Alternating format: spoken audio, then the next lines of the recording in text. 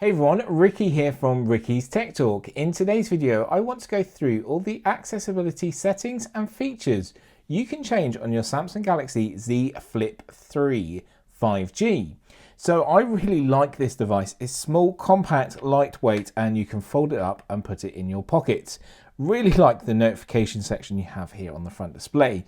More about that though in my review. Today we're going to go through the accessibility settings and options you can change to adjust to make this device your own. For anyone that doesn't know or hasn't watched one of my accessibility videos in the past, I'm actually registered blind. So I have tunnel vision and I have no sight out of my left eye whatsoever. So for these videos, I really think it's important to show our devices and show which devices do well, which don't do so well, and which devices need to have an improvement. If a device needs to have an improvement, that's okay. I'll give my feedback and hopefully in either a software update or a new device, they will update their features. And I've looked at loads of different devices and today is no different. We're taking a look at a device that's intuitive, a device that's very innovative and very new, and that's Samsung Galaxy Z Flip 3 5G. So to begin with, during the setup phase, you will have an option to go through accessibility settings, and Samsung have a huge tick here. So one of the best manufacturers to offer a wide range of settings right at the beginning of your setup process.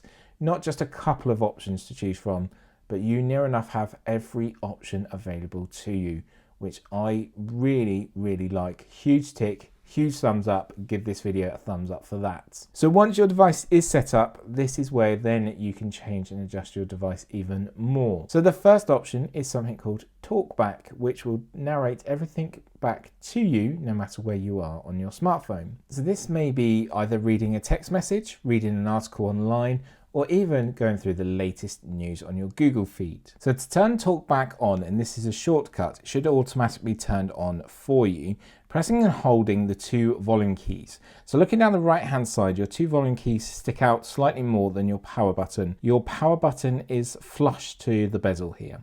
There is a slight tactile difference. No color difference, but there is a tactile difference. So pressing and holding both of these together. Talkback on. Welcome to Talkback. Welcome to Talkback. Page 1 of 5. Talk 1 UI home. Weather in pager. So first of all, it told us our weather widget here in the middle. But now I could tap each app and it tell me what it is. And then if I leave it on the final one down here at the bottom, it will give me further options I can choose. Galaxy Store. Gallery. Play Store 1. Google folder. Phone out of pager. Messages 3 notifications. Camera. Double tap to activate. Double tap and hold to long press. Actions available. Use tap with 3 fingers to view. There we go. So it told us what we needed to do. So moving with navigation now, use 2 fingers and you move around. Home screen. Page 2 of 2. Home screen. Page 1 of 2. Default page. So we'll go to the other side, which is Google. Button. Bridesmaids quit wedding after. Button. Mark. Liverpool Echo. Button. The card. Button. Dot. 1 UI home. Camera. Out of list. So as you saw there, using 2 fingers, swipe left, swipe right, up and down. You get the pitch of moving up and down as well. And you can scroll through and it would have read everything from my Google feed there if I allowed it to. So that's Talkback, and now it's time to jump into the settings and go through the accessibility section in settings. So I'm just going to turn off Talkback. So Talkback has now gone off. That's great there. So I could ask Google to take us there. Launch accessibility settings. Opening Talkback. So we're into our accessibility settings here. So if you go into settings, scroll all the way down, you have accessibility.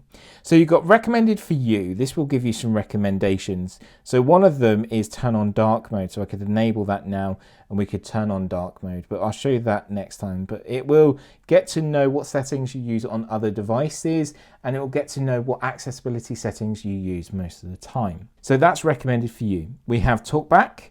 So Talkback is the one that I have just gone through, and the shortcut was preset here. Again, we can turn this on or off if we want to. We've got settings. You've got a range of different options inside here, again, to make this your own, and you can make Talkback your own as well. But that's Talkback, a great feature and something good to use. Our next section is visibility enhancements. So they break it down into sections here. Being registered blind, this is a really important one to myself. So at the top, you've got high contrast theme, and you can choose which theme best works for you. So at the moment I've got none, you've got yellow or blue, and you can choose which one best works for you. You've got high contrast fonts as well. Again, you can select which one works for you. So you can either toggle these on or actually tap the name of the section and it will take you into the settings as well. You've got high contrast keyboard. Samsung are one of the front runners here on keyboards. So if I just toggle this on here, you can see what the keyboard looks like. And with the flip, you can sort of bend this down. You can have this sat on the desk and still type away, which is really nice. And I think Samsung are really leading the way here, making it easy to use no matter your choice. So let's turn that off and it's going to go to the default, but I like that option there. You have highlighted buttons again, and it will highlight the buttons for you. That one doesn't have any section. Underneath that, we have color inversion. So inversion is slightly different to dark theme. So if I turn this on now, go home, the colors are all inverted. Let me just remind you what it looked like when it was toggled off. Go home, this is what it looked like. It actually inverts the colors, whereas dark mode just changed it dark in the menus in other parts of the settings, which is okay to use. But I like color inversion sometimes when it's helpful for reading things. You have color adjustments. This is where you can adjust the hues and the tones of your display, and you can change the intensity as well, and you can choose which one works for you. We've got grayscale, prism, and you've got cyan, so I can choose this one and change which one works for me. And once toggled on, there we go. Now you can see I can choose different ones here. It best chooses the one for me. It's all up to you which ones you want to have. You then have the option to add a color filter. So I'm just going to turn this on and you can see what the color filter looks like. And someone that's visually impaired will use these different color filters because it helps them with their eyesight condition, and it really depends how much. And again, we've got opacity here and you can choose which one works best for you. Again, go in here, have an explore, find out which one is the right one for you.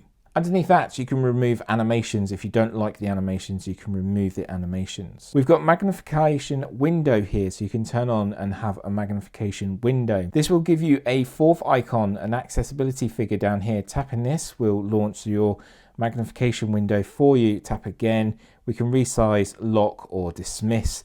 And again, you've got the zoom level here as well. So if I change this up here, went inside here, you could see it's far more zoomed in. Use two fingers to carry this around, and you can even pinch in at the same time. With the Samsung Galaxy Z Flip 3 5G, the display is amazing, and it really helps when it comes to reading that text. It's pinpoint sharp. So let's just turn that off, and I'm just going to dismiss that there. So that's magnification window. Underneath that, there is another option, which is magnification. To turn this on, we're going to use the accessibility figure down here at the bottom, and you highlights your display for you, and you tap where you want. Use two fingers to pinch in and out, making it really easy for you. It says here that shortcuts and then tap anywhere. Normally you would tap 3 times on the display and you'd zoom in. I don't think they want you to do that because of the display. They don't want you to damage it, which is understandable. Underneath here, we've got the option to use a large mouse pointer or touchpad. So you can choose if you want to use that. So underneath that, you've got font size and style. Just tap into here. We can change the different styles as well. And you can also change the size, and it has a preset, as you can see, and it automatically changes for you. And you can have bold text, which I highly recommend. Really like the bold text option. So let's just scroll down. And then finally, you've got screen zoom. This will actually make your display bigger when it comes into text messages, going on the internet, social media applications, everything like that. You'll notice a real difference. So that's the visibility enhancements. That's just one section there. So moving into hearing enhancements now. So you've got hearing aid support. Again, another manufacturer that's really thinking about the future here. A lot of us will need hearing aids in the future, and a lot of us will need to wear glasses. Hearing aid support is fantastic to have, and you can use that with your smartphone. Tap on here and you can set up with Bluetooth pairing. Coming back, we've got amplify ambient sound, and you can amplify different sounds, baby crying, doorbell, and you can get amplified sounds coming through. And again, you'd need headphones in for that one. You've got adapt sound, so you can change and adjust the sound and choose what you want to use this for. Again, really high level of options inside here. One of the best I've seen on the market for 2021. apart from the iPhone. They're both on par with each other, and I wouldn't like to choose. So I say, what do you prefer, Android or iOS? Then if you say which one you prefer, I would say iPhone 13 or the Samsung Galaxy S21 Ultra or the Fold series or Flip series. Left or right sound balance next, and you can choose which one you want. If you want it in the middle, just leave it in the middle. You have mono audio for the option of mono audio, and you have mute all sounds. If you don't have any hearing at all, you could mute all sounds, or if you want to have a quiet day, you can mute all sounds anyway. You've got live transcribe. Really like this one. This is a new one here. So if you have a thought, you can get a live transcribe. So toggle on. We have to allow. Hello, I'm Ricky here from Ricky's Tech Talk. In today's video, I will be talking about the Samsung Galaxy Z Flip 3 5G. Doesn't get it all right, but it will try its best. And it's really good when you have multiple people talking as well. It will keep up with you. Great. That will save that as well for you, and you can use that in text messages. You can also use it in other features and other settings, which is really handy. Really like that option there. Quite new. As well as live captions. You get live captions now when you're moving throughout your device. You can select your language. You can hide it if you want to. You've got the live captions. You've still got the caption calls as well. The options there. And you can change the way they look. Really nice options to see the captions here. You've got Google subtitles. Again, you can change the way they look and the options here. So if I toggle this on, and then you've got more options. You've got your style options here. You've got further options inside here. And I do like with any Samsung, because of the One UI, you can pull down, so it is easy to use with one hand. So that's why you might see it come down a little bit. And again, I could pull down here here and swipe up to get to where I want to. That's a really nice option there. So I'm just going to turn that off. And you've got sound notifications inside here. So you can have notifications come up if you want to with sound. So that's the hearing enhancements. You have interaction and dexterity now. So options inside here again for people. So you have universal switch. So this is where you can use switches to control your device. And I really like this option. So this allows you to use your smartphone if you're unable to with your hand, but you can use a switch or control device. And you can go through the setup phase here and set everything up. Really amazing to see that option there. You have assistant menu here, so you can toggle this on. Just toggle this on. And again, you have different options inside here to change and adjust what you need to change and move around. And again, that will give you a little icon that you can change and add options in where you need to. Underneath that, we've got answering and ending calls. You can choose which options you want. And as you can see here, there's such an array of options. It's just unbelievable.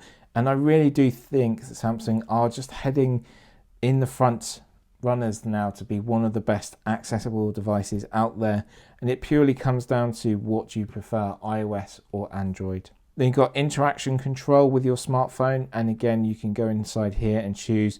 You can block off a window if you don't want anyone to go and use your device. So if you're handing it to a child, good option there.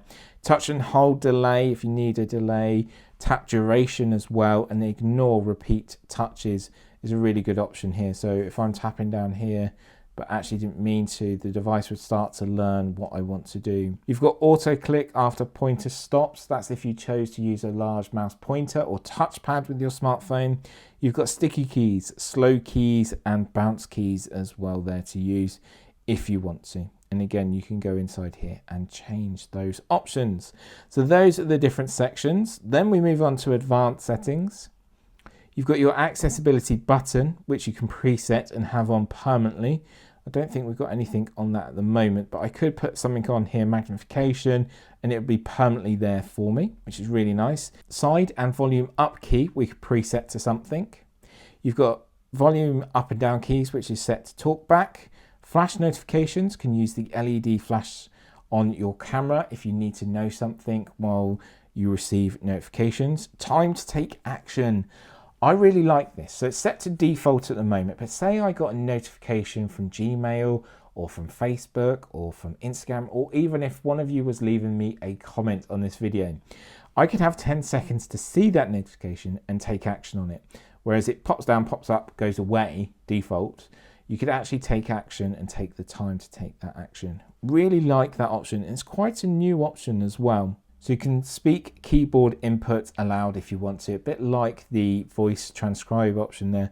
You can have that one. Underneath that, you've got Bixby Vision for accessibility. This is really good and it can do a range of different options.